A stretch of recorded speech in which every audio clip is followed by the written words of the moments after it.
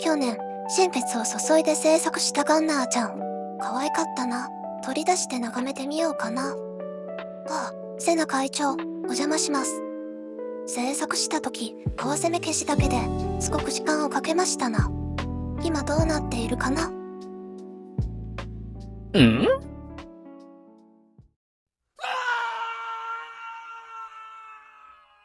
ンダクロクさんのビクラチャンネルへようこそ。まずは、前回の合わせ目消しについての動画のご視聴、ご支援、本当にありがとうございました。多くの意見や質問も頂戴しました。その中で一番多かった意見が、合わせ目を消した部分が時間が経つと変色する。変色するのですくみではこの方法は使えない。結局塗装が必要になるのでは、といったものでした。プラモデル用のセメントが触れたパーツが時間の経過とともに変色する現象は、ネットで見たことがある方や、実際に経験された方もいると思います。私自身ももちろんこの変色現象を目にしたことがあります。特に記憶に残っているのは人雷の紙の部分です。制作した時、合わせ目を消した後、数ヶ月放置させて、合わせ目を消した部分が横変してしまいました。もともと紙パーツは塗装する予定でしたので、その時は特に気にも留めませんでした。この部分です。もう塗装したので今は当然見えません。合わせ目を消した後に塗装するのであれば、横変はもちろん大きな問題ではありません。しかし、すくみ派にとって合わせ目消しを行う場合、塗装が必ず必要なのでしょうか。そこで今回は、これまでに制作したビクラたちを取り出し、合わせ目消しの状態を観察し、横変が合わせ目消しの必然的な運命なのかどうかを実際に検証してみたいと思います。検証対象の紹介。机の上に並べているのが、今回検証する対象の一部です。また、こちらはバンダイが最近発売したスペリオルディファインで、撮影日の証明として使わせていただきます。これらの過去作品には以下の共通点があります。合わせ目消しは流し込み接着剤のみで処理。流し込み接着剤はタミヤの速乾タイプ、品番87182。一部の肌色パーツは塗装されましたが、基本この動画で紹介したのように、合わせ目を消した後に、水性マットトップコートを塗布して、パステルで仕上げました。塗装に使用する塗料やマットなどのクリアコートは全て水性。完成品はこちらに収納されています。透明のプラスチックフィルムで合人しており、日光が当たる場所です。他の細かい点は後ほど補足します。検証方法。私が肉眼で確認する以外に、3つの倍率で撮影した動画を皆さんと一緒に確認します。1X。基本的に肉眼で見えるディテールとほぼ同じです。2X。1倍に拡大すると、肉眼でははっきり見えない細部が見えてきます。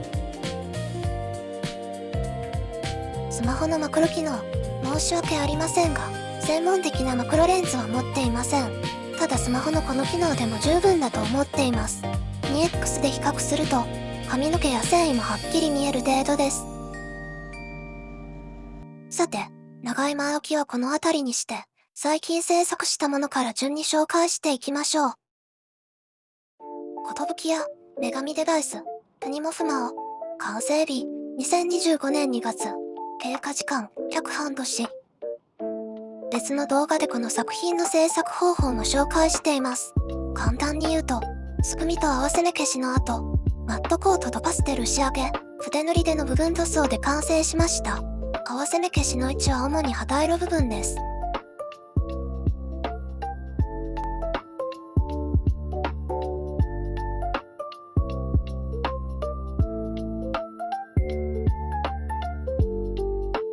1X では特に問題がありません。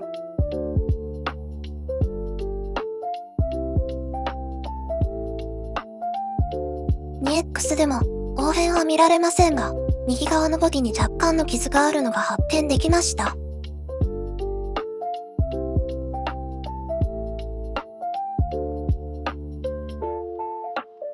マクロでも横変は見られず、代わりに普段は見えない傷や合わせ目消しが不十分な部分が見つかりましたね。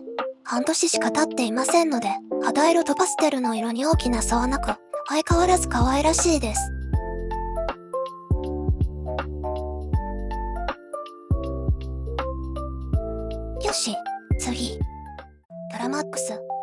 F43 ミニマムファクトリーディートリット完成日2024年10月経過時間約10ヶ月。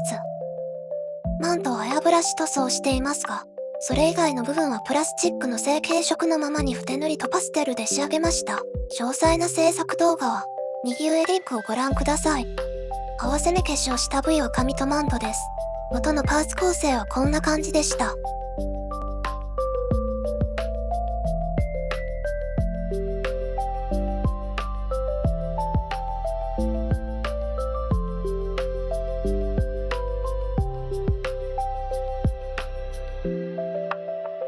2X 合わせ目消しの痕跡や血管は見えませんね。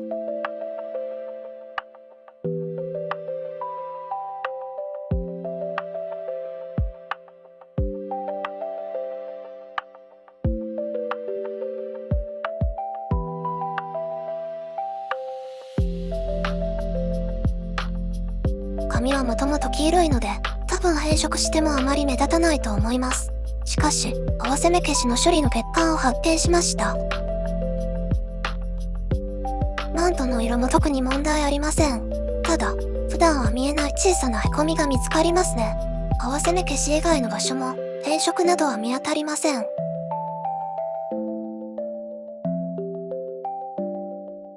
鎧の亀裂は、クリアカラーの収縮によるものです。よし、次です。総裁少女庭園、結城まどか、水着、カスタム、篠沢博、合わせ目消し完成日、2024年9月、経過時間、約11ヶ月。実はある部分がどうしても改造方法が思いつかず、今は完成度 80% 状態です。そう、足はついていないジオングのような状態。しかし、1年の修行を経て、今は具体的にどう改造するかも思い浮かびました。今は内緒にしておきます。まずは合わせ目を消した部分を見てみましょう。太ももの関節は流し込み接着剤で固定し、合わせ目も処理してあります。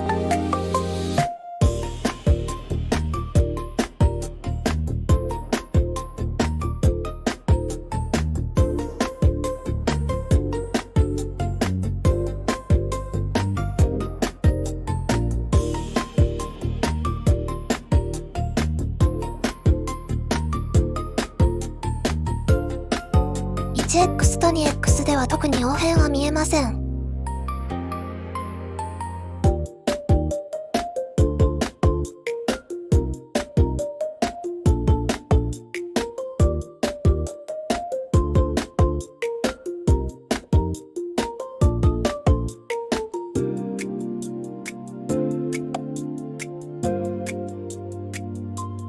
マクロでも応変は見られず、むしろ研磨の跡が目立って見えてしまいます。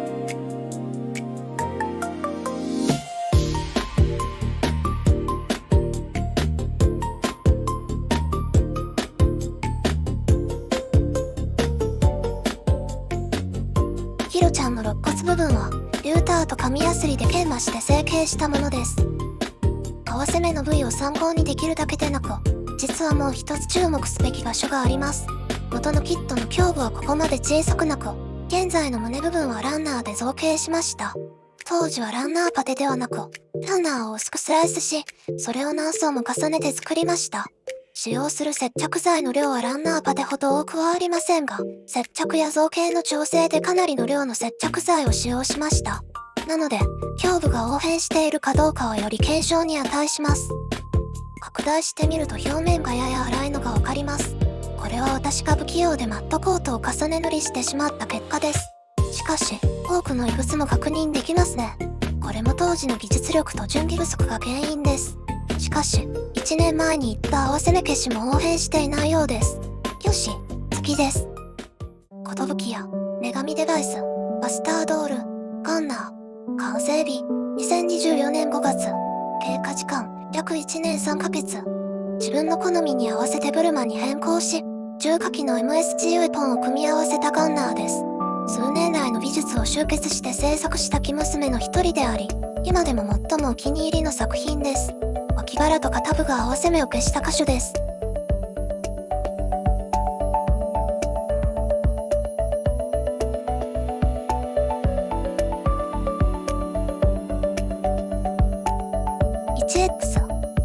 ズでも特に問題はありません。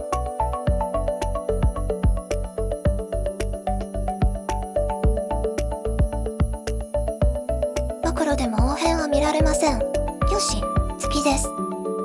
バンダイ、フィギュアライズスタンダード、ミオリネ・レンブラン。完成日、2024年1月。経過時間、約1年7ヶ月。こちらは 30ms の手足パーツを組み合わせて水着バージョンに改造したミオリネです。このキットを製作したことのある方ならわかると思いますが、これらの旗色部分は合わせ目消しの必要がありません。検証できるものは何もなさそうですが、実は一つの問題が発見できました。ゆっくり画面を拡大していきますので、皆様も探してみてください。マクロならはっきり見えるはずです。はい、デカールの目が割れています。こうなった原因も断定はできませんが、デカールは時間が経つと収縮したりひげ割れたりする可能性があるようです。よし、次です。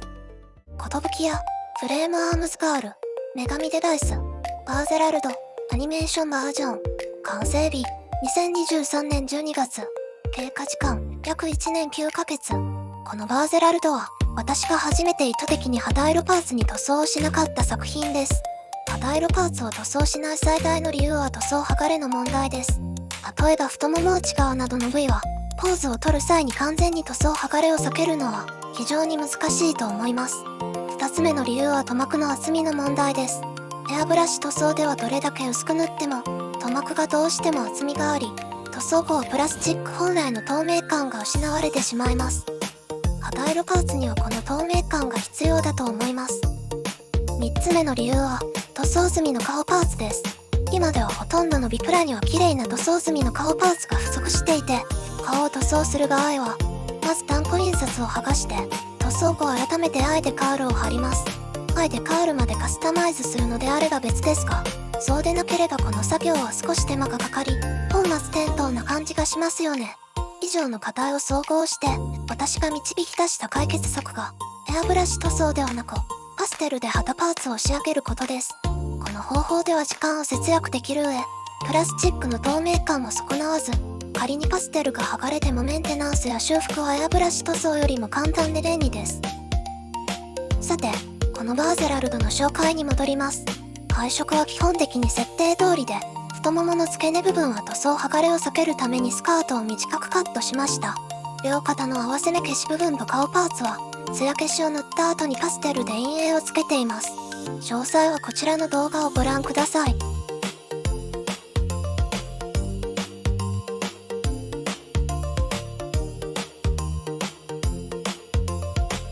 他の作品と同様に、応変は見られませんでした。太ももは合わせ目消しの後、何回も白色を薄く塗装しましたので、応変の問題はありません。最後に、このバーゼラルドについて少し口を言わせてください。肩のゴールジョイントは ABS 素材で非常に折れやすいです。製作した時、右肩はすでに折れてしまいました。今回の撮影で左まで。全塗装作品。これから紹介する作品は全て全塗装のため、応変は確認されていませんが、経年劣化による変化は参考としてご覧いただけます。これらは完成後3年以上経過した作品です。私の観察では、透明塗料は経年変化に比較的弱く、一般的な色に比べクリアカラーが薄くなるのが早いです。そのため、クリアカラーを使用した後は、保護のためにクリアコートを2、3回拭くことをお勧めします。一般的な色なら、3年程度では大きな変化はほぼ見られませんでした。ただし、これらの薄塗りされたシャドウ部分は、完成時と比べると少し黄ばみや暗くなったように感じます。逆に、光沢トップコートを塗った部分は、私の記憶では目に見える色の変化はありませんでした。そして、こちらは完成から5年以上経過した人雷です。かなり深刻な変色が起きており、一部の部位では塗装剥がれも発生しています。これは当時の塗装が下手だけでなく、艶消しクリアコートの処理が適切でなかったことも一因です。最後に簡単にまとめますと、無乳での合わせ目消しは、完成後ほぼ2年経っても応変の問題はほぼ発生しません。ただし、基揮発性の高い接着剤を使用し、完成後は酸化を極力防ぐためクリアコートで保護することが前提です。今回の振り返りを通じて、経年劣化への対処法についても見直しました。塗装の有無にかかわらず、色の変化をより効果的に防ぐには、まず光沢コートを少し厚く拭いて、その後必要に応じて、艶消しまたは半光沢を拭くのが良いでしょう。今回の動画はここまでです。過去の作品でもっと詳しく見たいものがありましたら、ぜひコメント欄でお知らせください。最後まで見てくれて本当にありがとうございました。また次の動画でお会いしましょう。